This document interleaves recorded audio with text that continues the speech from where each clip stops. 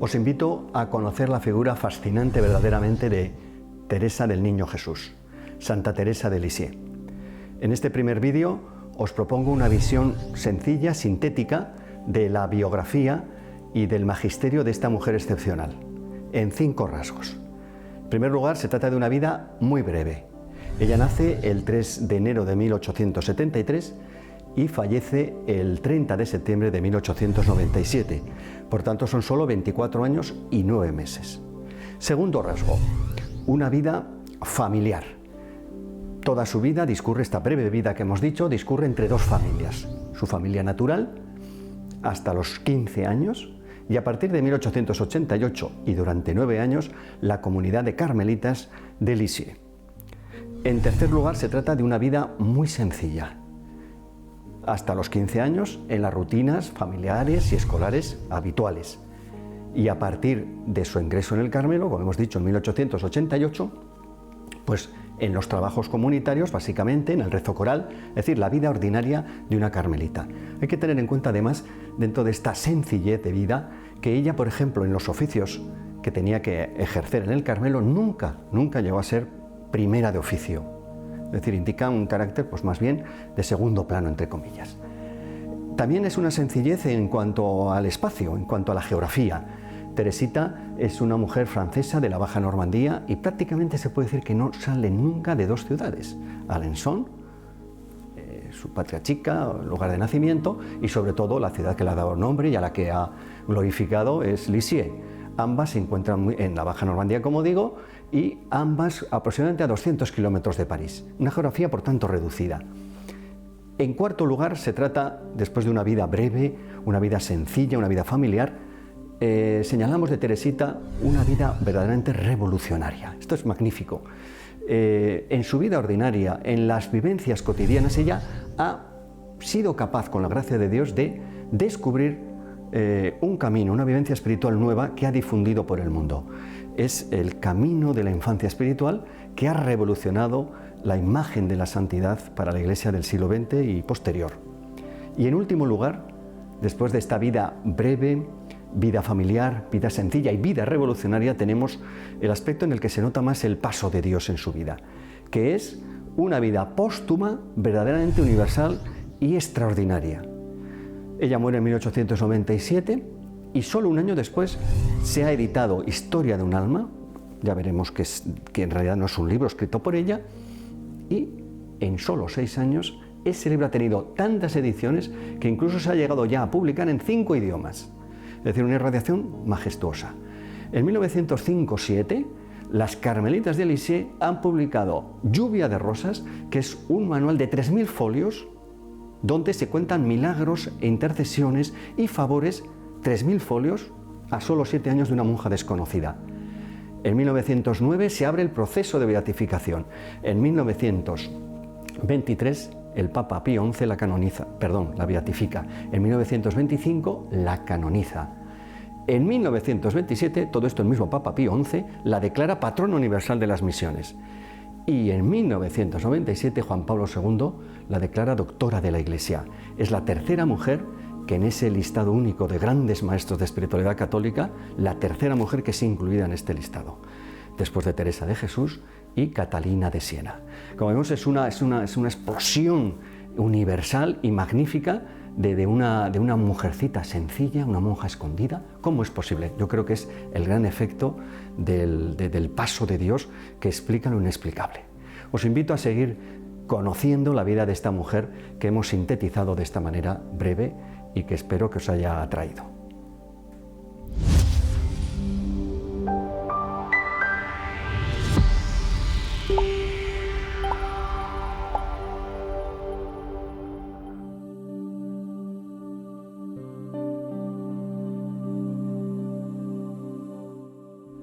Vamos a conocer a Teresa, en primer lugar, en su contexto familiar. La familia de Teresa es decisiva en la formación de esta mujer santa y en la elaboración, podríamos decir, asistida por el Espíritu Santo, obviamente, que es el protagonista, de esa doctrina magnífica que ha tenido y que está teniendo una resonancia universal en la Iglesia Católica. La familia de Teresa está formada por un matrimonio santo y 5 hermanas que se consagraron a las 5 a vida contemplativa. Los papás, Louis Martin y Célie Guérin, a partir de ahora Luis y Celia, es el primer matrimonio que ha sido canonizado como tal en la Iglesia Católica. El Papa Francisco lo hizo en el año 2015. ¿Quiénes son Luis y Celia? Luis es un hombre inteligente, es un hombre laborioso, es un hombre que ha tenido un deseo de Dios desde muy temprano, es un hombre culto que lee alemán, que le gusta mucho la literatura, que sabe algo de latín, un hombre que tiene una fuerte veta contemplativa, es un hombre que, por ejemplo, en cuanto a sus distracciones o ocio, pues se dedica a paseos por el campo, a pescar y sobre todo es celoso de una intimidad que él cultiva en un llamado así, una pequeña finca a las afueras de Alençon que él compró, el pabellón donde él medita, lee, está largas horas en solitario, o como logra en Lisieux, pues en su salón de la guardilla desde la que contemplaba pues, el paisaje de Lisieux, ¿no? Es un hombre que le gusta, digamos, esos momentos de contemplación interior, etc. Por otra parte, es un hombre de una gran sensibilidad y de una laboriosidad exquisita. Él, su profesión es inicialmente relojero, se ha formado en Estrasburgo y en París, es un buen relojero, pero dado que tiene un gusto exquisito, pues pronto también deriva hacia ser joyero. Esto le hace ganar mucho dinero en Alençon, en su negocio familiar. En casa, ¿cómo es con su mujer y con sus hijas? Pues básicamente es un hombre muy tierno. Es un hombre recto en la educación. Él no se dedica directamente a la educación de las hijas, pero apoya siempre lo que su mujer fundamentalmente hace. Y con las hijas, sobre todo, es cariñosísimo. Es un hombre que juega, que canta, que hace mimo, que cuenta historias como nadie, que imita los sonidos de los pájaros de la naturaleza, que se echa al suelo para que jueguen las niñas con él. Es decir, esa persona honorable, esa persona de buena posición en Alençon, es en casa un papá entrañable, ¿no?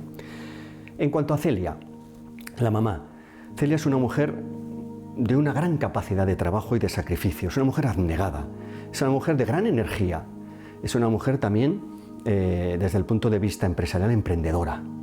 Una mujer que ha tenido una infancia muy dura, porque su madre, la abuela de Teresa, la madre de Celia, ha sido una mujer jansenista, rigorista, que no le ha dado ningún tipo de cariño sensible, que no ha permitido que jugaran y que se entretuvieran, incluso con muñecas, porque todo era pecado, porque todo era posibilidad de entristecer a Dios. Tiene una infancia triste y sin embargo Celia luego es una mamá cariñosísima, también muy cariñosa y tierna como el padre, exigente, pero al mismo tiempo con una intuición sorprendente sobre sus hijas. Tiene una capacidad nativa de contar, de escribir. Ella se relaciona básicamente, así como el deseo de Luis era pues, el ensimismamiento, el recogimiento, la lectura, a veces también las peregrinaciones, también Luis era muy amante de esto. Para Celia, sobre todo, su gran descanso es escribir a su hermana, monja visitandina en Le Mans, con la que mantiene unas confidencias entrañables. Gracias a esa correspondencia sabemos muchas cosas de la familia, también con su hermano Isidoro, que será luego pues, el tío Isidoro para Teresita y en Lisieux. Se manifiesta como una mujer, como digo, aguda, observadora, inteligente, muy inteligente y muy emprendedora y trabajadora. Desde los 20 años, Celia es empresaria de una industria textil del famosísimo punto de Alençon, una industria al modo del sistema doméstico que se decía, es decir, ella es la patrona, ella suministra encargos y materia a trabajadoras que en su casa elaboran esos encargos y que reciben su paga semanalmente. Ella, por otra parte, es una buenísima magistral tejedora que se encarga de las labores más complejas y más, diríamos, finas del trabajo. El negocio va muy bien, tan es así que desde 1863 Luis compagina el trabajo de ayuda a su mujer, labores de contable, con su propio trabajo de relojería y joyería. Y a partir de 1870 está la fama y el prestigio de este taller de Celia que Luis abandona completamente su trabajo, cierra su taller de relojería y joyería, lo vende a un primo casi a precio de saldo, y se dedica ya íntegramente a atender en labores comerciales y de diseño y contabilidad la empresa de su mujer. Desde 1872 esta familia es una familia de la burguesía, ha adquirido tales ganancias que puede vivir de rentas, puede vivir de inversiones inmobiliarias, de inversiones en la Bolsa de París, y así lo van a hacer. Pero su sentido, de justicia es tal que Celia no se permite cerrar el trabajo porque teme dejar a sus obreras sin empleo y sin sueldo semanal. Sobre todo este matrimonio es un matrimonio muy religioso. Son trabajadores, son listos, son cultivados, de acuerdo, pero sobre todo Dios en primer lugar.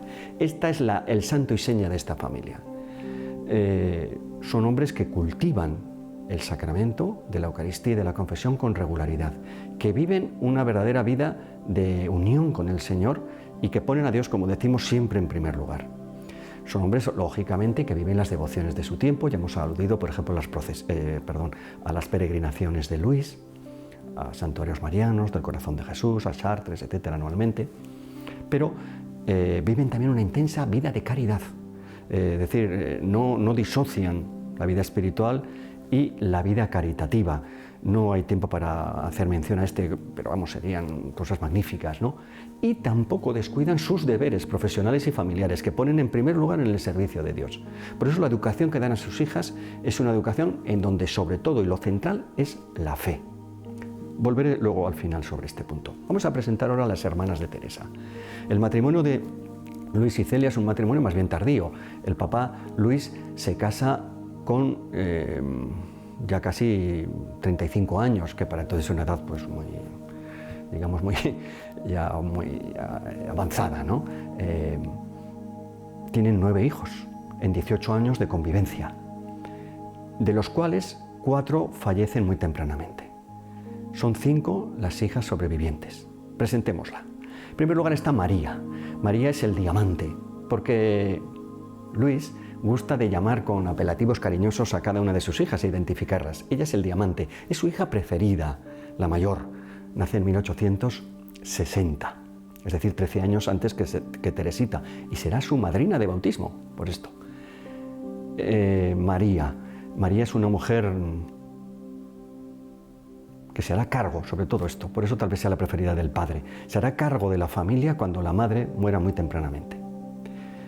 Luego está Paulina. Para Luis es la perla fina. Es sin duda alguna, desde el punto de vista humano, la hija más completa. Es la que mejor combina los caracteres de inteligencia contemplativa, de energía y de sabiduría y de sensibilidad de ambos caracteres de los padres.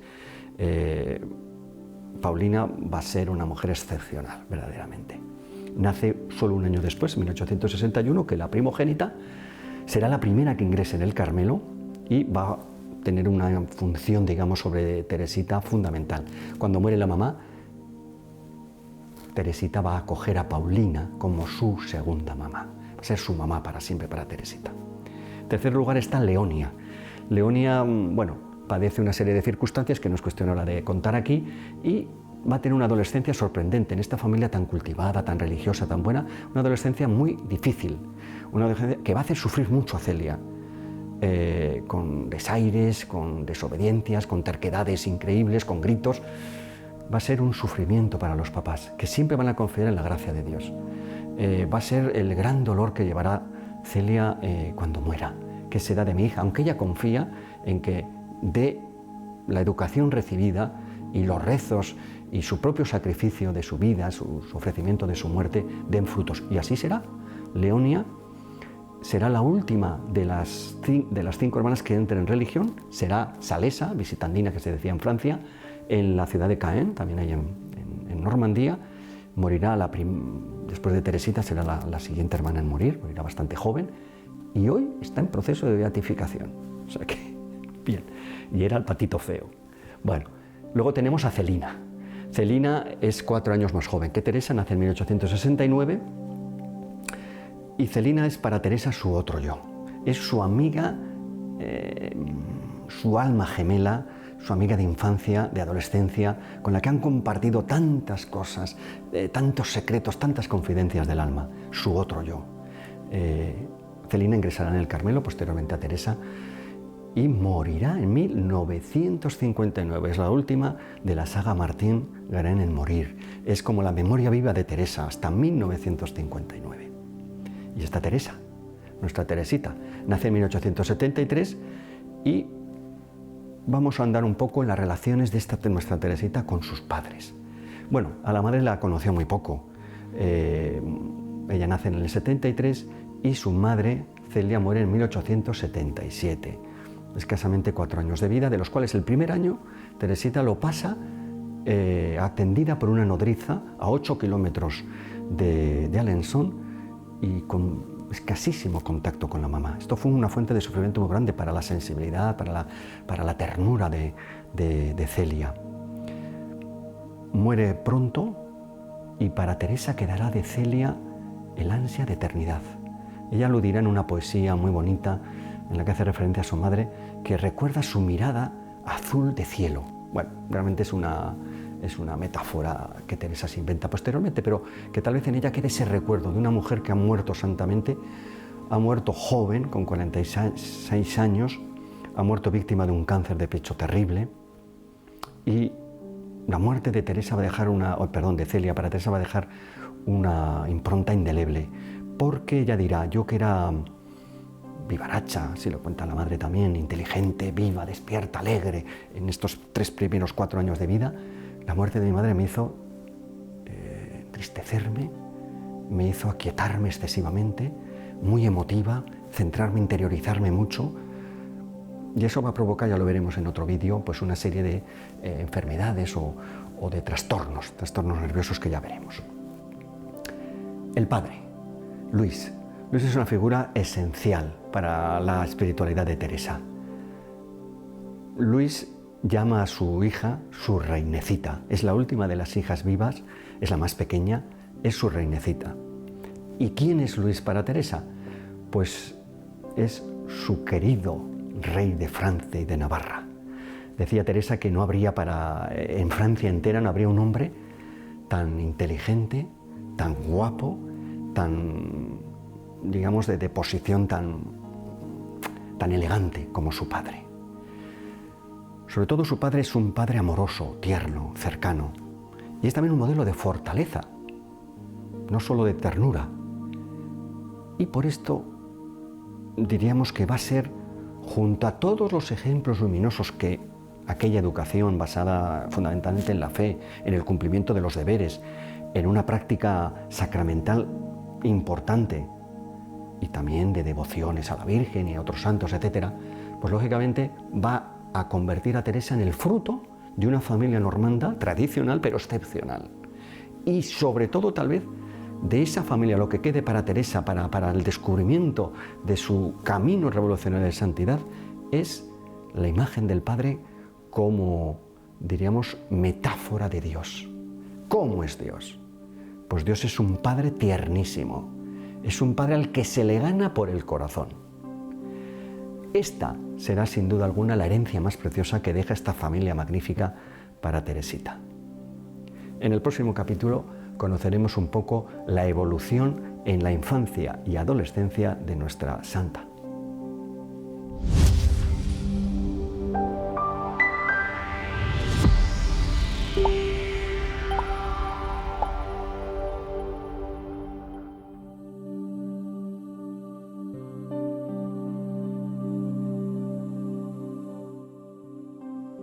Os invito a conocer algunos de los detalles y la evolución más significativa de Teresita mientras ha permanecido en su familia, de 1873 a 1888, es decir, su evolución durante su infancia y adolescencia.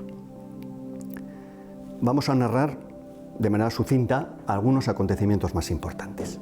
En primer lugar, nacida ya en el año 73, como ya sabemos, la muerte de su madre a los 4 años es un momento crucial. Su temperamento, diríamos, se transforma. De vivaracha, alegre, sonriente y muy activa, se convierte en un temperamento tímido, retraído, muy sensible, algo triste incluso. En ese momento, 1877, ella, rota por el efecto de la muerte de su madre, se dirige a su hermana Paulina y la convierte en su mamá y confidente. La familia acusa duramente el golpe, especialmente el padre Luis, que se queda con 5 hijas y solo. Entonces acoge con mucho agrado la invitación que le hace hermano Isidoro, el hermano de Celia, el tío Isidoro, que vive y es un farmacéutico importante asentado en Lisieux, y la familia entera se traslada a Lisieux desde Alençon. Es la fase tal vez más conocida de la infancia-adolescencia de Teresa, la famosa casita burguesa de Les Buissonets. Allí, una casita que han alquilado, pues van a vivir su infancia desde los 4 hasta los 15 años, infancia-adolescencia, nuestra querida Teresa, sobre todo acompañada de sus hermanas y especialmente de Celina. Bien, a partir de este momento tenemos a una Teresita relativamente muy hipersensible y que se le da muy bien las relaciones familiares, pero fuera de casa es una mujer desconocida, diríamos, una mujer de pocas habilidades sociales, diríamos hoy. Sorprende esto. En 1881, cuando ya tiene 8, 6, 7 años, ingresa como medio pensionista para tener una formación de calidad en la abadía de las benedictinas de Lisieux. Allí se había formado también Celina, 4 años mayor que ella, y una prima, hija de Isidoro, María Guerin. Estas dos personas que le anteceden son muy buenas escolarmente, sobre todo Celina, es la número 1 en el cole. Llega Teresita, es la última de la familia Martin en el colegio y sorprende. Notas regulares, falta de adaptación, falta de congeniar con las compañeras y por supuesto distancia con las profesoras religiosas. Sufre mucho. Teresita va a estar allí 5 años sufriendo enormemente porque es retraída, porque no se adapta. Solo destaca en catecismo, prácticamente, escolarmente, siendo ella, como sabemos, una mujer muy inteligente. Realmente está sufriendo mucho. Pero ya la gota que colma el vaso va a ser la partida en 1882, justo al año de empezar el colegio, de su hermana Paulina, que es su mamá. Esto le destroza, de tal manera que entre el año 82 y 83 se desencadena una terrible crisis nerviosa en Teresita, con alucinaciones, pesadillas, no come, le duele mucho la cabeza y finalmente en el mes de abril-mayo de 1883 permanece recluida en casa, acostada, con una enfermedad que asusta mucho a las familias, sobre todo al tío Isidoro, que piensa que esta niña se va a enajenar, se va a volver medio loca, no sabemos qué va a pasar. Una terrible crisis que finalmente desaparecerá con lo que ella llama la sonrisa de la Virgen. El Papa Luis había llevado de Alençon una imagen que él había recibido y que tenía mucho cariño, una imagen que era una reproducción pequeñita a escala y un poco modificada de lo que era la Virgen de la Iglesia de las Victorias de París, que él había recibido a su vez como un regalo en Alençon y que presidía la casa familiar, sobre todo en el mes de mayo. Esta escultura, esta pequeña escultura de la Virgen, que hoy está en la tumba de Teresa, presidiéndola, coronándola en la Basílica de Lisieux, es la denominada Virgen de la Sonrisa por este acontecimiento. Según Teresita, vio que la Virgen le sonreía y ella quedó curada inmediatamente de todas estas afecciones de tipo sensible, emocional, nervioso. Estamos en el 13 de mayo de 1883. Se inicia en este momento un momento dulce de la vida de Teresa. Seguirá siendo retraída y acomplejada en el cole, pero se prepara con gran interés a la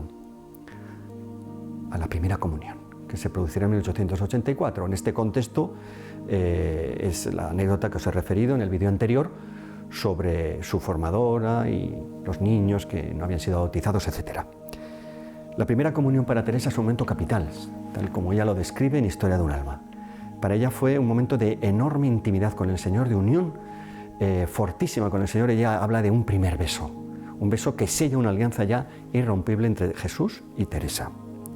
Su fervor eucarístico no va a dejar de crecer desde entonces y se hará creciente, y ella va a impulsar enormemente también en sus compañeras, o por lo menos en su familia, este deseo eucarístico que por otra parte la familia siempre había cultivado, ¿no?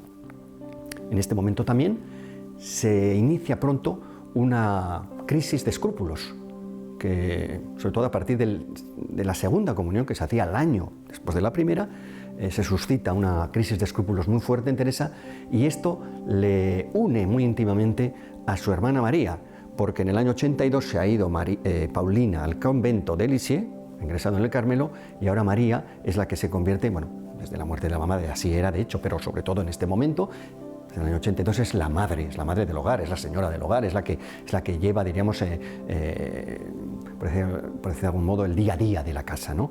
Y ahora va a haber una afinidad y una confidencia muy grande, sobre todo de tipo, digamos, de dirección sobre escrúpulos, de tranquilización de la conciencia sobre Teresa. Por eso Teresa dirá que María, Sor María del Sagrado Corazón, luego en el convento, ha sido su madrina de bautismo, pero también su directora, por esta labor que ha hecho de ayudarla en estos escrúpulos, etcétera, escrúpulos de conciencia que tenía en este momento, año 84, 85, ¿no? Con 12 añitos, 13 años. Bien. Pero va a estallar una nueva crisis tremenda. De repente, su soporte, su sostén espiritual y material y moral, que es María, de improviso emigra al Carmelo de Lisieux. Estamos en 1885. Esto rompe a Teresa completamente porque se siente abandonada de todos y envuelta en una crisis emocional, de nuevo, de hipersensibilidad tremenda. Para curar un poco esto, el Papa decide sacarla del colegio y que sea una institutriz particular quien la forme. Pero el mal es mucho más hondo y Teresa sigue envuelta en una espiral, diríamos, de emotividad incontrolada, de lloros continuos, de incapacidad de mantener un equilibrio, digamos, emocional. En ese contexto llegamos a la Navidad de 1886, el 25 de diciembre, un día capital en los escritos de Teresa. En su biografía, que es Historia de un alma, dirá: la gracia de Navidad fue mi conversión, porque Dios en un momento hizo lo que ella no había conseguido en muchos años de esfuerzos. La liberó completamente de los vaivenes de una sensibilidad caprichosa y dominante. Escribirá así: sentí que la caridad entraba en mi corazón, con la necesidad de olvidarme de mí misma para agradar, y desde entonces fui feliz. Un momento clave en la vida de Teresa, digamos, que la regenera en el mundo, digamos, psicológico, y la convierte ya en una mujer, esa mujer estable, esa mujer segura de sí misma, que vamos a conocer como la mayor santa de los tiempos modernos, ¿no? Acaba de inaugurar 1887, 3 de enero, sus 14 años. Está ya curada.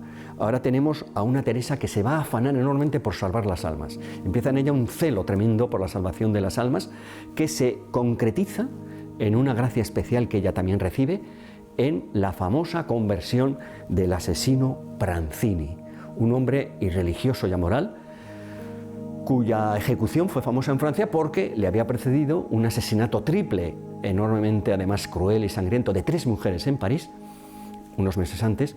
Estamos en el año 1887. Este hombre llenó las páginas de los periódicos y finalmente fue guillotinado. Teresa se dedica, con oraciones y lágrimas y pequeños sacrificios, a pedir la conversión de Pranzini, y está segura de que Dios se la va a conceder. En esto de nuevo demuestra esa intuición de que Dios es Padre, que se le gana por el corazón, que las lágrimas, sacrificios suyos no puede Dios no escucharlos.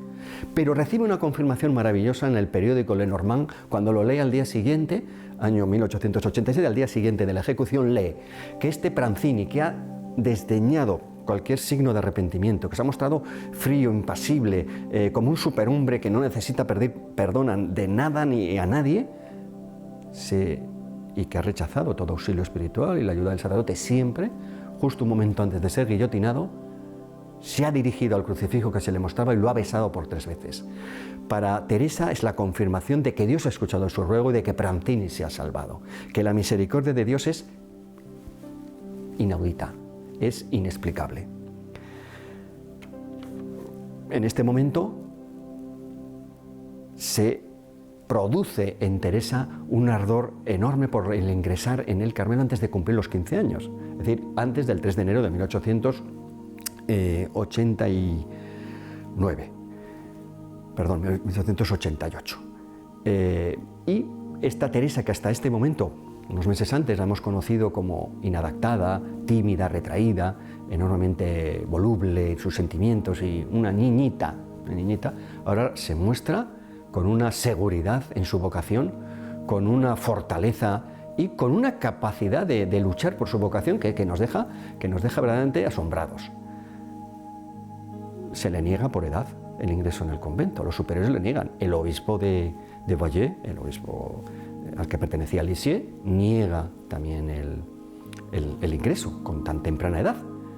Y entonces ella va a aprovechar su única salida fuera de la Normandía, que será una peregrinación diocesana a Roma, al Santo Padre, de la diócesis de Bayeux, presidida por el obispo.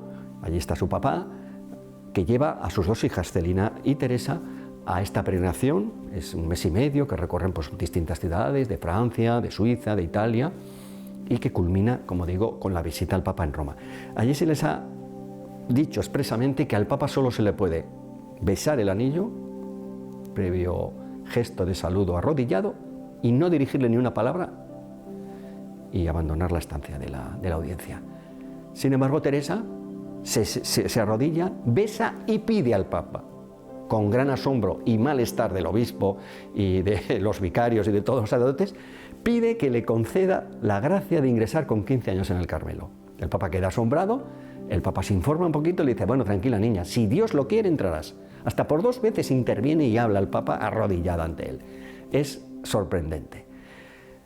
Evidentemente, vuelven a Lisieux y parece que no se va a cumplir su sueño. Pero la madurez que está ya mujer, podemos decir, de 15 añitos, de 14, está demostrando, convence a todos de que su vocación es real. Y a finales, en la Navidad, antes de su 15º cumpleaños, 3 de enero, Monseñor Hugonin, el obispo de Bayeux, concede a las carmelitas el permiso para que admitan a Teresa. Y entonces, sorprendentemente, será Paulina, que ya es monja, que ya es religiosa profesa, Sor Inés, la que convenza a la Madre María de Gonzaga, la priora, de que mejor esperar. ¿Por qué? Porque si ingresa ahora, 3 de enero de 1888 en el convento, va a tener que vivir, esta niña de 15 añitos recién cumplidos, la dura cuaresma, los ayunos y las penitencias de la cuaresma carmelitano, y entonces mejor, que ingrese en la Pascua, que ingrese en abril. Y así será que el 9 de abril, que entonces era la fiesta de la Anunciación de la Virgen, 9 de 1888, Teresa ingresa en el convento. Ha cumplido su sueño. ¿Quién ingresa en el convento? Una mujer, una cristiana madura, de vocación probada. No es una niña en absoluto. Es una cristiana seria, con una profunda vida interior ya, con un deseo de Dios increíble, y que no se hace ya, con una madurez extraordinaria, no se hace ninguna, por decir de algún modo, ningún sueño infantil sobre lo que le espera en el Carmelo. Dios ha preparado, sin duda alguna, un instrumento maravilloso para inaugurar en el mundo, por decir de algún modo, reestrenar la frescura de la infancia espiritual que nos pide en el Evangelio. La postulante Teresa todavía tendrá que avanzar mucho en su itinerario espiritual, indudablemente, pero Dios está decidido a convertirla muy pronto en portadora de un carisma universal de santidad. Esta será su obra mientras sea carmelita por 9 años en el convento de Lisieux.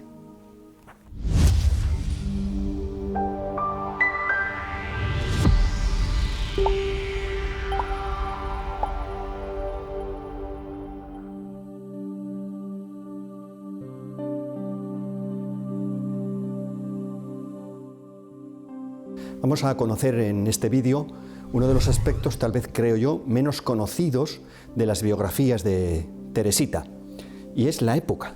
Porque es cierto que Teresa es una mujer revolucionaria, es una santa que Dios ha propuesto para los tiempos futuros, para nuestros tiempos, y por tanto trasciende su propia época, pero también es verdad que es deudora de su época. Vamos a verlo tanto en su afincamiento en la época en la que ella vive, la Francia de finales del siglo XIX, como algunas sugerencias de lo que ella aporta de superación de la propia época. En primer lugar, un marco político muy sencillo, sobre todo mirando a las relaciones Iglesia-Estado en esta Francia del último cuarto del siglo XIX. Estamos en la Francia de la Tercera República. La Tercera República es la consolidación de la Francia revolucionaria que había nacido 100 años antes. No olvidemos que la gran exposición internacional de París del centenario de la Revolución, 1889, nos ha dejado un emblema de Francia y de París, que es la Torre Eiffel. Es la época de Teresa, ahí vive Teresa, ¿no? Una Francia revolucionaria que además, Tercera República, agudiza en algún sentido el enfrentamiento o el distanciamiento y la separación con la Francia popular, que es muy católica, y en concreto también con la jerarquía, con la Iglesia francesa. Hay que recordar a este respecto que las primeras medidas de esta Tercera República, en este orden del que estoy hablando, pues son medidas anticlericales, expulsión de algunas órdenes religiosas. Por cierto, de estas expulsiones se beneficiará España, porque muchas órdenes francesas de la enseñanza, de atención a enfermos, etcétera, vendrán a España refugiándose de esa persecución en su propio país, por ejemplo, ¿no? Otras medidas muy importantes, por otra parte, podemos ver parecidos con nuestra propia historia de España, son las medidas que atentan a la libertad educativa de los padres, y en concreto la educación católica, y la idea de crear una escuela pública que no sea religiosa, que no tenga, diríamos, ninguna relación con la enseñanza de la religión católica. También esto es muy importante en esta Tercera República. Y finalmente, en esta separación con la Iglesia, en esta ruptura con la Iglesia, vendrá ya definitivamente la separación Iglesia-Estado, la ruptura completa con el Vaticano, a principios del siglo XX, también obra de esta Tercera República Francesa. En este contexto es lógico que la Francia católica se sienta maltratada y considera a la Francia de la Tercera República, al Estado francés, como una apostasía, y que por tanto se imponga en muchas expresiones religiosas el llamado ideal reparacionista. Hay que reparar la apostasía de Francia, hay que recuperar la gloria de la Francia monárquica y católica. Por cierto, y frente a esta posición dominante de la mentalidad católica de aquel tiempo, el Papa León XIII, que en tantas cosas ayornó a la Iglesia a finales del siglo XIX, no hay más que recordar que fue el primer papa de la doctrina social y obrera, la Rerum Novarum de 1891, ¿no? Pero innovó también en otras muchas cosas. Intentó que esta Francia primogénita de la Iglesia tuviera las fuerzas vivas católicas y la masa católica francesa tuviera una presencia en el Estado, y orientó a los franceses para que reconocieran el régimen republicano sin aceptar o buscando otras fórmulas de gobierno republicano.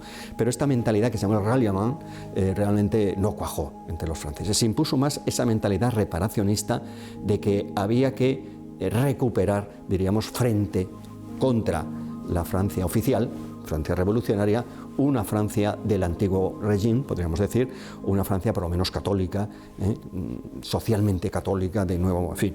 Bueno, pero la Iglesia de Francia en la que vive Teresita no solo es una, por decir de algún modo, una iglesia a la contra, ni mucho menos. Es una iglesia también muy creativa. Es una iglesia que vive una enorme floración de iniciativas religiosas y sociales de todo tipo, de acción religiosa estricta y de acción social, educativa, benéfica, obrera, sobre las masas de Francia. Y esto, sin duda alguna, también explica la reacción, diríamos, de las fuerzas laicistas contra la Iglesia, porque no es precisamente una moribunda, sino una fuerza que no solo tiene pasado, sino presente también en la vida de Francia de finales del siglo XIX. En este punto habría que recordar cómo influye todo esto en Teresa, para no perdernos en muchas cosas. Vamos a ir, en primer lugar, hacia esa mentalidad dominante reparacionista. Se manifiesta, entre otras cosas, en una devoción fundamental en aquel tiempo, que también en España lo fue, y que sigue siendo, lógicamente, una devoción perenne, que es la devoción al corazón de Jesús, pero que en aquel tiempo adoptaba unos tintes, diríamos, como de cierta mezcolanza político-religiosa, de mezcla de la religión con un nacionalismo francés, y que intuía o que defendía que el corazón de Jesús sería algo así como el emblema de la restauración de la Francia católica, de la recuperación, digamos, de la posición social de la Iglesia. En esta Francia de nuestra Teresita, La devoción al corazón de Jesús, diríamos, en este aspecto más político-religioso, va a tener, digamos, dos expresiones fundamentales. Por una parte será la ley o el voto nacional de 1871. La Tercera República nació de una revolución muy cruenta y anticlerical y socialista, la primera de la historia, la Comuna de París. Frente a ella, dos laicos decidieron que había que hacer una gran afluencia de oraciones y sacrificios para recuperar Francia, para restablecerlos, para expiar los males de Francia, ¿no? Es el voto nacional. Ese voto nacional llevó en lo político a una ley de consagración de Francia al corazón de Jesús muy tempranamente, en 1873, que posteriormente fue derogada en 1890. Como podemos comprender, la Francia revolucionaria no se avenía muy bien con este voto público nacional. Pero esta expresión culminó y ese voto nacional culminó en una expresión, en una manifestación que es perenne en Francia y que también es muy importante en la fisonomía de París, y es el templo expiatorio del Sacré-Cœur, Sagrado Corazón de Montmartre, de París. Una edificación que se inició en este contexto reparacionista en 1875, que terminará en 1923, aunque fue consagrado ya en 1919, y que fue costeado totalmente por esa suscripción popular de los franceses a través de ese voto nacional. Ahora bien, Teresa, que indudablemente ama el corazón de Jesús enormemente, ella dirá: yo veo al corazón de Jesús de otra manera. Para mí, el corazón de Jesús expresa la veta más esponsal de mi unión con Él. Yo quiero a mi esposo para mí sola, por decir de algún modo. Yo veo al corazón de Jesús en un diálogo corazón a corazón. Teresa lo escribe así. No se siente tan identificada con esas manifestaciones públicas devocionales, con esa idea del reinado, por decir de algún modo, social de Cristo. Por supuesto que quiere que reine Cristo en las almas, es obvio, en Teresita, ¿no? Patrona universal de las misiones. Pero ella enfoca el corazón de Jesús de un modo mucho más íntimo y esponsal. En ese sentido, creo que es más acorde a nuestra mentalidad hoy sobre la devoción al corazón de Jesús. También en este sentido, por ejemplo, sería interesante ver cuál era la visión más popular sobre la Virgen María en aquella época. Una Virgen que era exaltada, las glorias de María en especial, ¿no? En la predicación, en las devociones, más exaltada como reina que como una mujer cercana, madre. Teresita sobre esto tendrá páginas inmortales, ¿no? Que yo os invito a releer en Historia de un alma. Para Teresita, la Virgen es más madre que reina, dirá ella. La Virgen, hay que destacar en ella todo lo que la hace parecida a nosotros, porque es muy cercana a nosotros, porque ella vivió sin milagros, sin éxtasis, vivió una vida de Nazaret sencilla como la de cualquier hombre, una vida de fe. Ya destacará mucho este aspecto. Entonces ella también se mueve ahí, digamos, como una mujer que es de la época, pero al mismo tiempo realmente se manifiesta cercana a nuestra sensibilidad. Otro aspecto interesante en este contexto, digamos, de confrontación de la Francia católica y la Francia revolucionaria, que también tiene un gran énfasis en la vida de Teresa, es la figura de Juana de Arco. Para Teresa, que se llegara a calificar yo soy un guerrero, indudablemente ella está pensando, cuando dice esta expresión, en Juana de Arco. Juana de Arco era para los católicos, obviamente, la santa que unía ese ideal de monarquía y gloria de la Francia católica. Curiosamente, en esta Francia revolucionaria de finales del siglo XIX, muchos, diríamos, liberales, laicistas o alejados de la mentalidad católica, ensalzan también a Juana de Arco y se la quieren apropiar, porque para ellos Juana de Arco es la líder, no mujer, porque en ese contexto femenino no existía, pero sí la líder popular, es la mujer del pueblo, es decir, es la mujer, la primera demócrata de Francia, porque precisamente frente al rey, ella, el pueblo, salva al Estado, es la democracia, la representación popular. Y para otros, incluso más lejos, es una mártir de la conciencia frente a la opresión eclesiástica. No olvidemos que Juana de Arco fue condenada por un tribunal eclesiástico francés, pero bueno, dependiente de Inglaterra, declarada hereje y condenada a muerte, ¿no?, en la hoguera. Entonces, en este sentido, querían apropiarse de una mujer, diríamos, contra la Iglesia, una mujer que era expresión del libre pensamiento. Bueno, esto hará que se convierta en algo muy popular en Francia en aquel tiempo, la figura de Juana de Arco. Tan es así que en 1894 Juana de Arco es declarada venerable. Hasta entonces era una mujer eminente de la historia, pero nada más desde el punto de vista eclesiástico. En 1909 beata y en 1920 declarada santa y patrona de Francia. Teresa va a dedicar como 2 recreaciones piadosas, como 2 obritas de teatro a Juana de Arco, en 1894 y 1895. Pero bueno, yendo más a lo que es lo estrictamente espiritual, el ámbito estrictamente religioso, ¿cómo era la Francia en la que vivió Teresa? Bueno, la espiritualidad de aquella Francia era una espiritualidad cristocéntrica. Esto era mucho más sensible, más afectuosa que la que había sido en el siglo XVIII. Sin duda alguna, el peso del romanticismo juega a favor de esta nueva espiritualidad que conecta mucho más con nuestra sensibilidad. También era una espiritualidad que estaba, por lo menos en muchas personas, más cultivada por el estudio o por la lectura de la Biblia. Se habían editado muchas ediciones de la Biblia en Francia en aquella época. Aunque, no obstante, para la mayor masa del pueblo, incluida Teresita, la Biblia no era accesible. La lectura, como hoy entendemos, de la Biblia en casa no era accesible. El conocimiento que ellos tenían de los textos bíblicos era sobre todo mediado a través de otras obras, mediado a través de las traducciones de itinerarios, diríamos, litúrgicos, de obras, sobre todo una muy famosa del abad de Solesmes, Don Guéranger, un abad muy importante que hizo un año litúrgico en donde iba contando el Evangelio, ya traducido al francés, pero bueno, todo diremos también enlazado con historias con consideraciones piadosas, biografías de santos, en fin, bueno, un acceso, diríamos, en algún sentido mediado, ¿no? Pero como digo, había un énfasis especial en Cristo y en particular en esta devoción personal a Cristo a través de los dolores de Cristo y de la Virgen. Era una devoción en ese sentido, sí, también con un tinte de reparación, en este caso no de los males de Francia, sino de los dolores de Cristo por mis pecados y también por los pecados públicos, ¿no?, de la sociedad, de este Estado francés que se alejaba del catolicismo. Y esto se manifiesta en la biografía de Teresa de manera eminente. ¿Cómo se veía popularmente al niño Jesús en la Francia de Teresa? Pues como un niño doliente. Y Teresita es Teresa del Niño Jesús. Y como ella lo representa y habitualmente lo pinta, porque ella tenía una vertiente artista cultivada en su casa, pues siempre nos lo va a representar al niño Jesús con un horizonte de cruz, con unas pajas que le pinchan. No es nuestra visión, diríamos, cálida, afectuosa, turronera de la Navidad, sino es un niño Jesús que sufre, que está solo, que está abandonado, que no es querido. Y ella es Teresa del Niño Jesús, pero en el convento de Lisieux, ella muy pronto será la primera monja que se califique de la Santa Faz. Su nombre completo es Teresa del Niño Jesús de la Santa Faz, no Teresa del Niño Jesús de la Santa Faz. La Santa Faz, el rostro magullado, sanguinolento,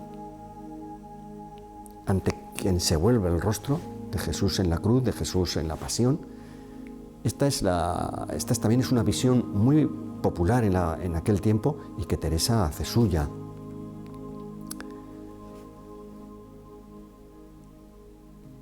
¿Cómo es la Francia de aquel tiempo? Pues es también una Francia en que también vamos a ver aquí la Francia católica. Vamos a ver un signo muy importante en la vida de Teresa. La Iglesia Católica francesa es la potencia misionera de aquel tiempo. Al hilo del colonialismo, ese Estado francés que persigue a la Iglesia y que la arrincona e incluso la intenta expulsar de la vida social, sin embargo la favorece en las colonias. Es el segundo imperio más importante de aquel tiempo en el mundo, después del imperio inglés, el imperio francés, y hay un auténtico fervor misionero en la sociedad católica de aquel tiempo. Multitud de obras laicales y religiosas, órdenes religiosas, vocaciones que surgen. Hay que considerar que a principios del siglo XX, de 15.000 misioneros que tiene la Iglesia Católica en el mundo, Francia ya sea fundamentalmente, 11.000 son franceses. Y claro, Teresita es la patrona universal de las misiones. Teresita sabemos que en sus últimos meses de vida se ha recogido en los procesos ordinarios, había hecho muchos sacrificios por la salvación de las almas, pero especialmente en los últimos meses de su vida ella ofrece sacrificios, que está ahogando, pasea. ¿Por quién paseo? Por ese misionero que está perdido en Asia, que está perdido en China, que está perdido en África y que tal vez esté cansado. Es decir, hay una participación en esta sensibilidad misionera de la Francia de aquel tiempo, que por cierto, entre los laicos cuajó en una obra magnífica, que son las obras misionales pontificias, que fueron iniciadas con otro nombre, pero que la raíz está completa en Francia de aquel tiempo, en una mujer laica que dijo: mi claustro es el mundo, Paulina Jaricot, que ya en 1822 funda esta sociedad que hoy es las Obras Misionales Pontificias y que será canonizada precisamente, beatificada en 2022, muy recientemente. Hay otro aspecto, finalmente, que debemos destacar de la época. La religiosidad de Francia, una religiosidad en floración, en expansión, creativa, con una visión interior devocional más rica que en siglos anteriores, pero también tenía todavía unas pervivencias jansenistas o semi-jansenistas, diríamos, fuertes, que también en la vida de Teresa se vislumbran. El jansenismo, o mejor dicho, para centrarnos, el semi-jansenismo ortodoxo, que sería lo propio de esta época, lo que vive la Iglesia de Francia no es nada heterodoxo, pero se vislumbra en que, bueno, se enfatiza sobre todo la vocación religiosa para alcanzar la santidad frente a la vocación matrimonial. Hay que abandonar el mundo si quieres realmente dedicarte a Dios. Se manifiesta también en frases como que, bueno, es verdad que a Dios le podemos agradar, pero es más fácil que le ofendamos. Estar siempre con ojo avizor y siempre, diremos, con una sensación de que nuestra vida nunca va a estar, diríamos, en sintonía con lo que Dios nos pide, ¿no? Se manifiesta también en que la santidad tiene que ser de grandes obras. O sea, es decir, la santidad la va a manifestar Dios en sus seres escogidos, pero a través de grandes manifestaciones, de grandes sacrificios, de grandes visiones. En fin, no es para la gente normal y corriente, ni tan siquiera para muchos religiosos. Entonces son afirmaciones que eran dominantes en aquel tiempo. Teresita participa en parte de esto. No hay que olvidar que Teresita sufre de escrúpulos ya con 13, 14 años, pero es que cuando llega al convento, ya en 1888, es una mujer madura, hemos dicho, y lo es una cristiana seria, es una vocación probada, y sin embargo ella acoge con gran alivio, como con gran, por decir de algún modo,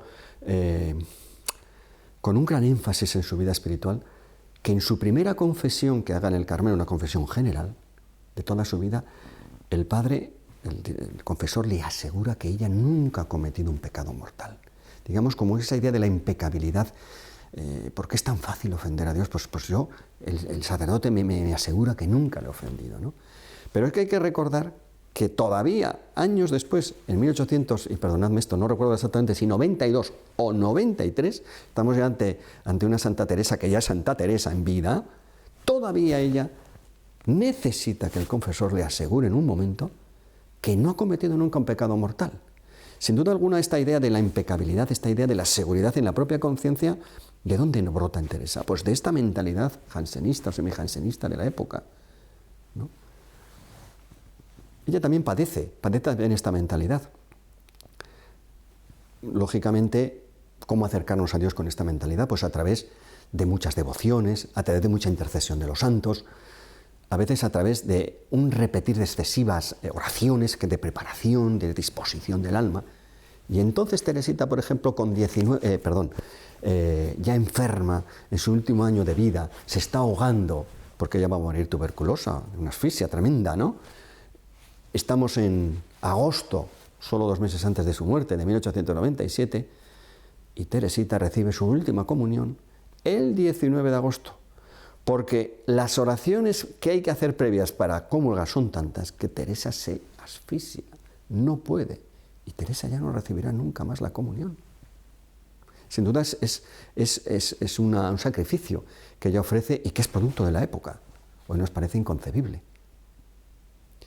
Pero, atención, y con esto ya termino, Teresa aquí se manifiesta como el gran correctivo, como la gran intuición que Dios da para la Iglesia del futuro.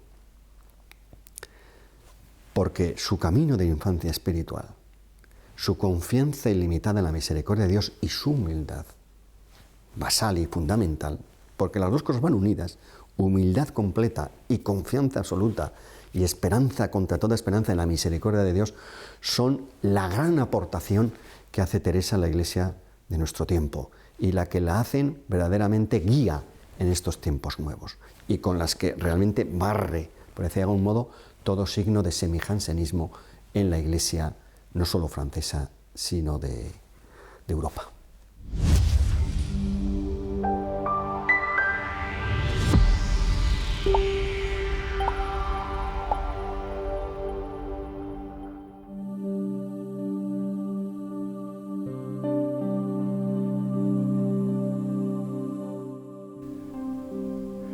El 9 de abril de 1888, aquel día se celebraba entonces la Anunciación a la Virgen, una joven, Teresa, 15 años y 3 meses, traspasa la puerta de clausura del Carmelo de Lisieux. Ha cumplido así su sueño más intenso de su vida adolescente. Ha batallado seriamente por entrar en el Carmelo con 14 años después de su conversión, Navidad de 1886, y ha demostrado a todos que verdaderamente tiene una madurez en la fe, una formación humana suficiente y sobre todo una llamada de Dios que es auténtica. Teresa entra en el Carmelo y no se hace ilusiones. Sabe que viene a sufrir con Cristo. Vamos a desarrollar en este pequeño vídeo cómo fue su evolución, sobre todo, diríamos, exterior, su progresión exterior en el Carmelo y los principales influjos que recibió de las distintas religiosas de la comunidad de Lisieux. ¿Cómo era el Carmelo de Lisieux en 1888? Pues se trataba de un Carmelo joven. Había sido fundado en 1838, un Carmelo anónimo, desconocido en Francia, vamos, desconocido no, pero no de significativo ni relevante. Un Carmelo cuyas construcciones, más bien pobres, sencillas, de ladrillo rojo, habían sido terminadas en 1877. Un Carmelo pequeño en cuanto a su tamaño, enclavado en el corazón de la provinciana capital Lisieux. Pequeño de tamaño. Hoy, cuando lo visitamos, pues podemos ver que es bastante mayor, pero hay que comprender que en época de Teresa, gran parte de lo que hoy forma el Carmelo de Lisieux era propiedad de un señor rico de la ciudad, era propiedad privada. O sea, realmente el Carmelo era mucho más exiguo y pequeño de lo que hoy podemos ver. Así era el Carmelo en lo exterior. Como decimos, fundado en 1838. Y un Carmelo que, como tantas obras religiosas de aquel tiempo, conoció una floración vocacional fuerte. De tal manera que en 1861 este Carmelo de Lisieux podía, comillas, exportar religiosas y fundar el primer convento religioso carmelitano en Asia, vamos en concreto en la Asia francesa, es decir, en Vietnam, en Saigón. 1861, fundación del convento carmelitano de Saigón por de Lisieux. Años después se hablará de que tal vez Teresa pudiera bajar allí, se especuló con esto. También que Celina, de una manera mucho más firme, se pensó en enviarla a Saigón. Y en una célebre foto que conservamos de Teresa y de toda la comunidad en 1895, en ella hay encajada por detrás de Teresa una religiosa con un rostro, diríamos, efectivamente no muy francés, porque de hecho era de Macao, una religiosa que había profesado ya en Saigón y que pasaba una estancia de años como de formación en el Carmelo de Lisieux, que convivió con nuestra Teresa hasta 1896 comienzos. Se trataba de Ana del Sagrado Corazón, bueno, un ejemplo de las conexiones entre Saigón y Lisieux. ¿Cuántas eran las religiosas que convivieron con Teresa? Bueno, pues lógicamente hubo muertes y hubo entradas, no podemos decir un número estable para los 9 años de vida religiosa de Teresa, pero más o menos en esta foto a la que he aludido, tan célebre, de 1895, quedan 2 años para la muerte de Teresa, nos encontramos con 16 religiosas profesas, aunque una propiamente es de Saigón. Nos encontramos con 3 hermanas conversas. Las hermanas conversas eran profesas, pero no eran profesas de coro, que es esas 16-15 que he señalado, sino que estas no recitaban en latín las horas litúrgicas, sino que durante ese tiempo, que luego veremos es muy amplio, se dedicaban a oraciones vocales. Eran las llamadas conversas, que se dedicaban sobre todo a servicios más de tipo doméstico y que siempre llevaban velo blanco, aunque fueran ya monjas no novicias. Y luego estaban las 3 novicias en este momento, que también lleva velo blanco, pero por un tiempo de noviciado. Bien, ¿cuál era la vida de una carmelita de aquel tiempo en Lisieux? Pues era una vida como la de hoy, una vida sobre todo de silencio y oración. La vocación carmelitana es una vocación casi, diríamos, casi semi-eremítica. De esas 24 horas, 6 horas y media mínimo se dedicaban a la oración. 2 a la oración privada, mental, individual. Juntas todas en el coro, pero oración en silencio total, en silencio contemplativo, en meditación, en contemplación. Otras 4 horas y media mínimo de rezo coral cada día. Ya tenemos 6 horas y media de oración. Luego había, evidentemente, 5 horas de trabajo, a distintos oficios y actividades, muchas para ganarse, diríamos, el sustento diario. Por ejemplo, en el Carmelo de Lisieux, como en tantos Carmelos, era importante la fabricación de hostias y la venta de estas pues daba unos beneficios para la subsistencia de las monjitas. 5 horas de trabajo diario. Luego había mínimo 2 horas de recreación comunitaria al día. Este era uno de los rasgos típicos del Carmelo teresiano, de Santa Teresa de Jesús, que aun manteniendo esa vocación de silencio y oración, exigía todos los días la participación en recreación comunitaria de toda la comunidad por la mañana y por la noche. Luego había también, lógicamente, horas de descanso, entre 6 y 7, dependiendo de la temporada del año, y por supuesto pues, horas de comida, o alguna hora como de silencio mayor, que era de tiempo libre, entre comillas, horas de lectura, etcétera, etcétera. Bueno, como vemos, una vida pues, austera, una vida muy reglada, y una vida que compaginaba momentos pues también de intensa penitencia, en los momentos cuaresmales sobre todo, de ayuno, etcétera. Bueno, ¿con qué religiosas trató, por decir de algún modo, más Teresa o recibió mayor influencia? Bueno, evidentemente un Carmelo es una comunidad pequeña, comunidad de 21 a 22 personas que se relacionan con digamos, un carácter directo, inmediato, constante, ¿no? Aún en medio del silencio, pero la recreación, los trabajos, los oficios, ¿no? Donde normalmente pues, colaboran varias religiosas juntas al mismo tiempo, aunque no deben hablar, o, en fin, evitar por tanto, las relaciones son constantes, fluidas, allí no cabe el anonimato. Teresa se relacionó, obviamente, y destacó por su caridad, así consta en los procesos, con todas las religiosas. Ella buscó desde el primer momento no agradarse en este punto. Hay que tener en cuenta que cuando llega al convento ella tiene 2 hermanas mayores, ya religiosas, profesas, su queridísima mamá, su segunda mamá, Paulina, Madre Inés de Jesús, importantísima en su vida, y su hermana mayor, su madrina de bautismo y su confidente, su directora de escrúpulos, que era la hermana María del Sagrado Corazón de Jesús, ¿no? Sor María del Sagrado Corazón. Sin embargo, ella establece con estas mujeres una relación, diríamos, ecuánime, no distinta a la que establece en cuanto a intimidad, en cuanto a trato con el resto de religiosas. Y esto fue para ella un verdadero, en algún sentido, martirio del corazón, que supo realizar con enorme equilibrio. Una religiosa que fue decisiva en la vocación de Teresa y en el Carmelo y que ha jugado un papel en algún sentido contradictorio, es la Madre María de Gonzaga, una personalidad verdaderamente fuerte, decisiva en el Carmelo de Lisieux. Es una mujer que estuvo más de casi 50 años de vida religiosa, de los cuales 20 fue priora y 6 subpriora y otros tantos años maestra de novicias, es decir, es una mujer omnipresente en el Carmelo de Lisieux y fundamental. Una mujer de gran energía, de gran capacidad de mando, de grandes cualidades, mujer que pertenecía a la burguesía, alta burguesía de Normandía, muy culta, muy cultivada, una mujer de grandes encantos naturales, de gran corazón, pero también una mujer con gran ansia de mando, muy celosa de su autoridad y también caprichosa. Respecto a Teresa, como digo, juega un papel contradictorio. Por una parte, gracias a ella, Teresa es carmelita con 15 años, entre otras cosas, y sobre todo por el favor que hace a esta vocación temprana Madre María de Gonzaga. Ella es una mujer que es muy bien considerada en los círculos, digamos, religiosos de Lisieux. Y entonces el que ella apoye esta joven en vocación es muy importante para los superiores eclesiásticos. Ya desde los 9 años, Teresa aparece en el convento para visitar a Paulina y es una niña, Teresa, y Madre María de Gonzaga escucha de ella que quiere ser carmelita como su hermana. Le dice, lo serás. y además le da su nombre, serás Teresa del Niño Jesús.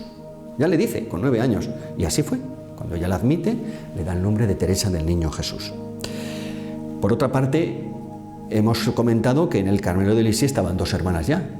No era habitual que hubiera 3, ni incluso tal vez 2 hermanas, mucho menos 4, como luego va a haber el clan Martín, que decían algunas religiosas. Estas pequeñas burguesitas de Lisieux, ¿no? Esto, si fue posible, es por la confianza que tuvo en ellas y la autorización que dio Madre María de Gonzaga.